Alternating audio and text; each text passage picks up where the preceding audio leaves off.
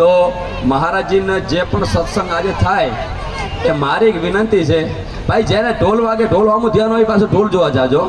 મારે ગૌ માતાનો સત્સંગ સાંભળો, જેને ગૌ માતામાં રસ ના હોય ઢોલ સાંભળવા જાજો. મને કોઈ ના નથી, કોઈ અફસોસ નથી. મારે 5 માણસ, મારે એવું નથી કે હું જન્મ લઈને આવ્યો તો મારે દુનિયા સુધારી નાખવી. બસ હું અને મારા 5 સત્સંગી સુધર્યા એટલે જિંદગી સુધરી ગઈ. ભલા માણસ, દુનિયા સુધારવી નથી મારે.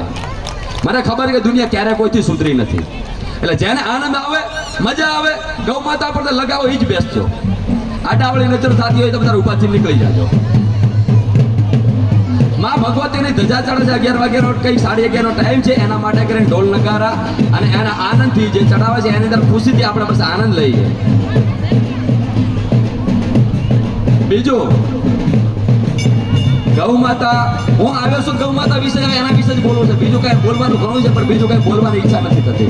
આ ઢોલ વાગે અવાજ આવે નહીં તો 5 મિનિટ આપણે બંધ કરી દઈએ. અવાજ આવે છે? હા, એ ખબર પડી કે અવાજ ના આવે કે નહીં આવતો એ ખબર નથી, પણ તમારે ગૌ માતાનો ભાવ છે એ પાકો છો. હે, અરે અવાજ ના આવો છો તો તમને ગૌ માતા પર લગાવ છે.